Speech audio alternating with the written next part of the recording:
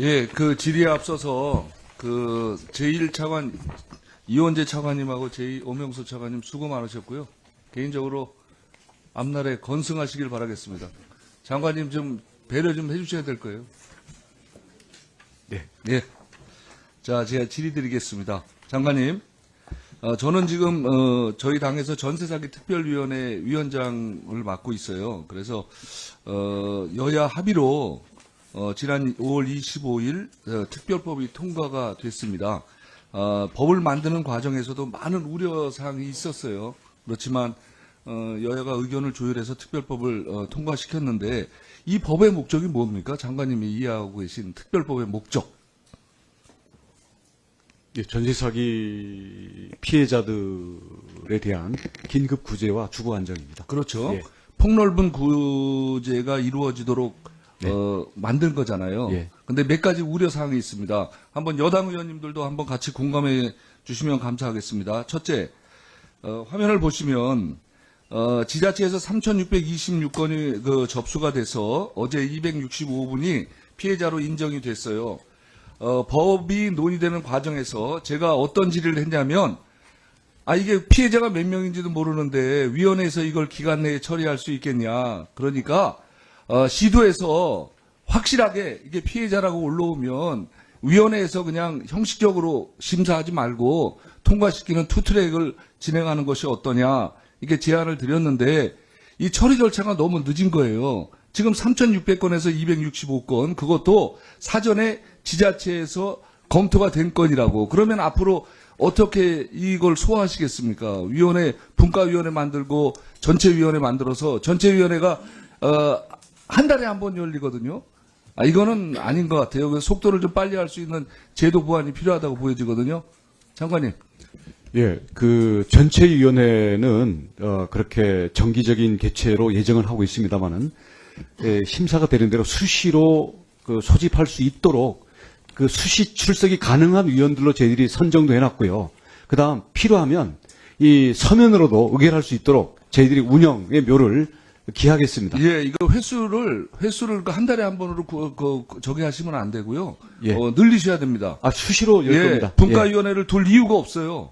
그리고 지자체에서 올라오는 것 중에 확실한 것을 그냥 인정해 주면 되지 그걸 뭐 심사를 합니까? 자, 지금 올라오는 걸 보니까 시도에서부터가 걸르는 그게 좀 엄격하게 거르는 것 같습니다. 우리 위원회에 와서 걸러지는 것은 그렇게 비율이 많지 않습니다. 그러니까 위원회에서 안 걸러지니까 그냥 통과시키면 되죠.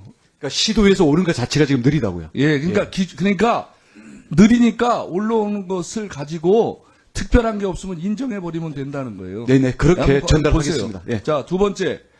이거 위원회 구성 당시에 당초에 20명에서 30명 정도로 늘려서 피해자들의 의견을 좀 반영할 수 있거나 피해자의 실태를 좀 반영할 수 있도록 하자고 했는데 그래서 이제 그 법안 만들 때 늘렸어요.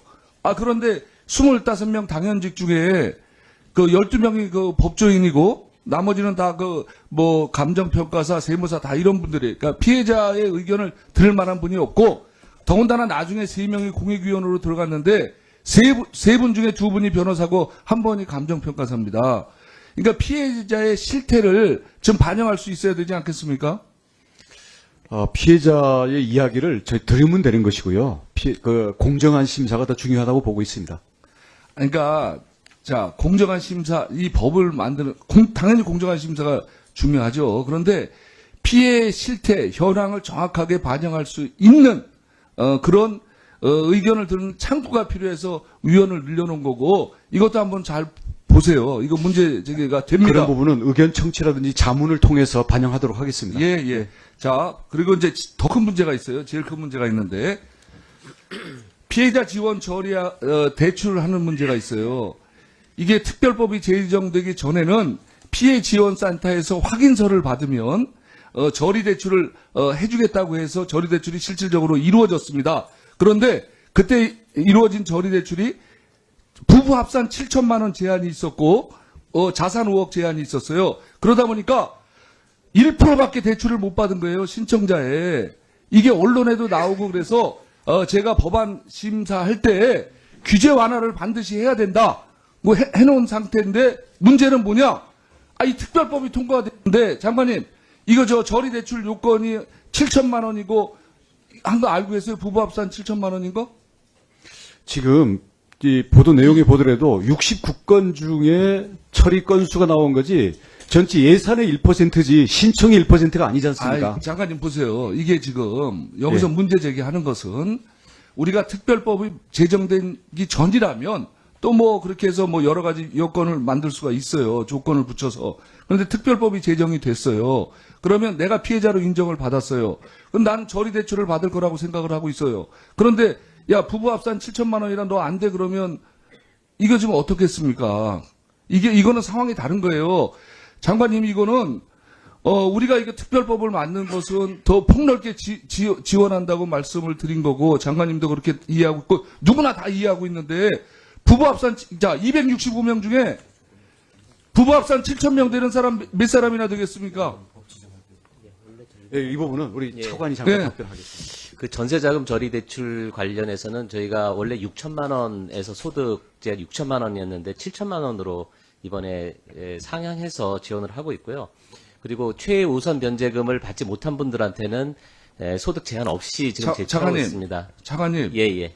지금 우리가 여기서 제도를 설명을 듣고 하는 게 중요한 게 아니라 지금 제가 장관님께 문제를 제기하는 것은 실질적으로 폭넓게 지원받아서 구제를 받을 수 있도록 특별법을 만드는 거고 그런데 거기다 느닷없이 소득 합산 부부 합산 7천만 원이면 자 265명 한번 해보세요. 어떻게 되나 265명 중에 과연 부부 합산 7천만 원이 되시는 분이 몇 명인지는 한번 검토를 해보셔야 되고 이런 만일의 제한을 둔다 그러면 이 법을 만드는 아마 굉장히 큰 부분이 무너진 거예요.